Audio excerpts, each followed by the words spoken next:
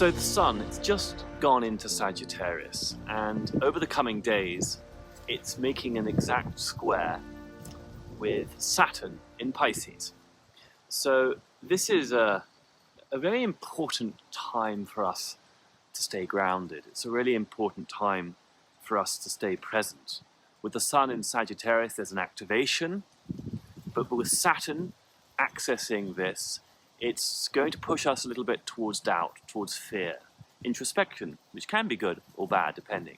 But the point here is we have to keep a positive affirmation going.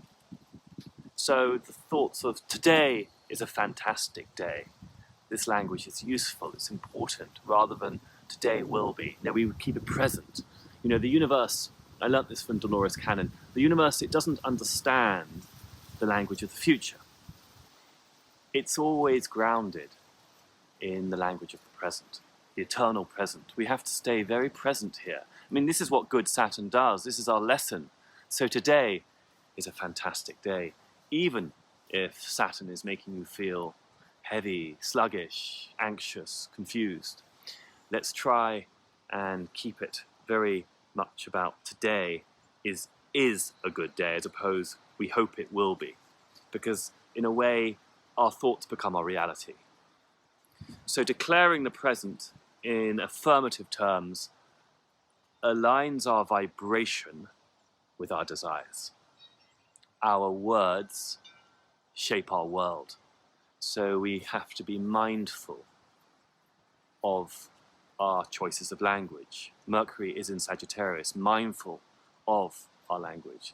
And the dialogue between you and the cosmos is so important here. So everyday thoughts that we have, every emotions that we have, they are continuous prayers.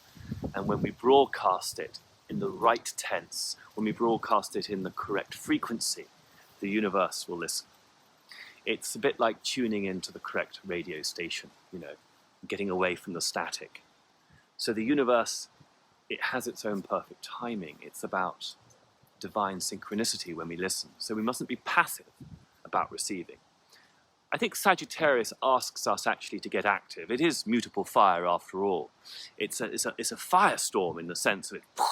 So it's about stepping over that threshold. I often talk about the hero's journey. You know, we're stepping onto our hero's journey here individually and collectively. You are the hero, I am the hero.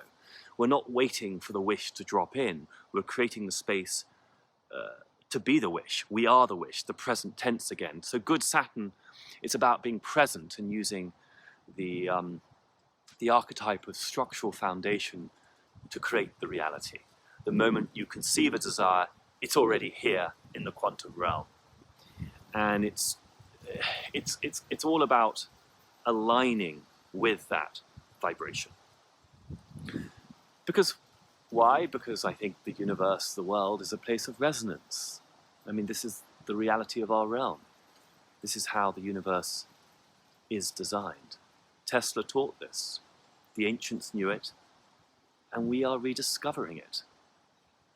You see, Saturn, he can push us into anxiety. He can push us into that mentality of glass half empty as opposed to half full. It's very much glass half empty, the Saturn syndrome, you see. So we want to move away from the doubt or the impatience. We want to remain committed with conviction, self-faith, self-belief, trusting in the divine timing. And when we get aligned with these spiritual desires, we tune our frequency to the right station.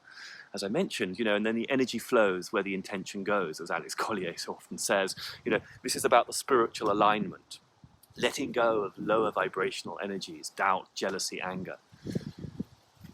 And only at the higher frequency, you see, can we interact with the universe in a meaningful way.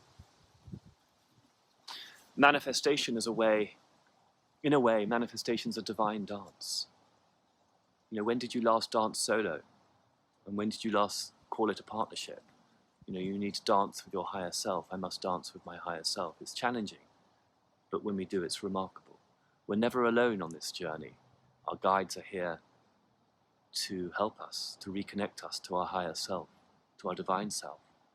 And I think when we listen, when we're quiet, when we're calm, when we're grounded in nature, you know, that piezoelectric charge that I'm always talking about, our guides and our higher self become audible. they become visible, they become sentient, cognizant, and many synchronicities are then ushered in and provided for us, and these serve as signposts to push us to our higher, most evolved potential, and they speak to us in codes and symbols, through nature, through sounds, through whispers. So with the sun in Sagittarius, which is a Jupiter-ruled sign, we're asked to embrace these truths. And remember that the road to enlightenment, it's not always linear. No, it's like a helix rising. It's spiral dynamic. It's constantly adapting. There are many detours we're taken on many detours because those detours make us better. So our tougher times are not necessarily punishments, but the secret lessons. So I want to share a poem with you today.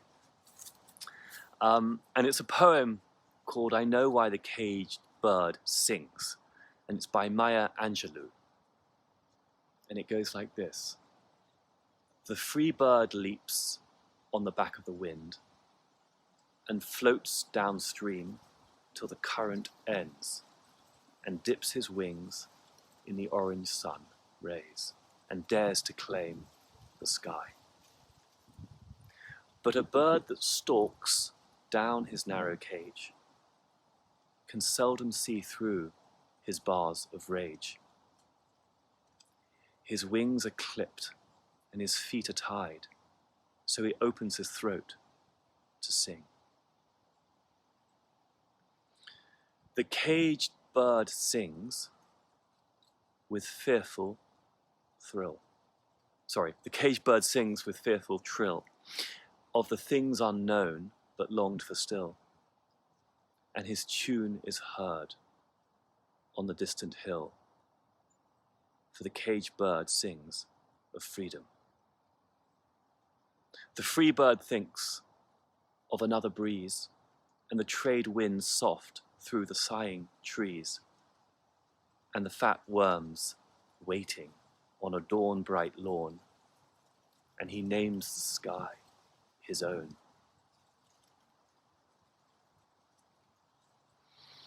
But a caged bird stands on the grave of dreams.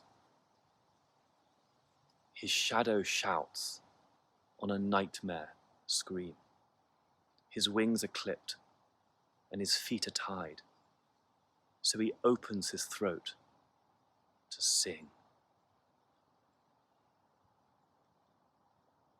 The caged bird sings with a fearful trill of things unknown but longed for still. And his tune is heard on a distant hill, for the caged bird sings of freedom. See, for me, this is the tension between Saturn and Sagittarius. Saturn is limitation, constriction, imprisonment.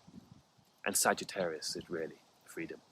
I mean, all signs really can get to freedom, because on this realm, we can't love, we can't really exist in any true potential without freedom. And this is why I do this Freedom Report weekly. But I think that's a very poignant and relevant poem for the Saturn squaring the Sun, because it is this tension between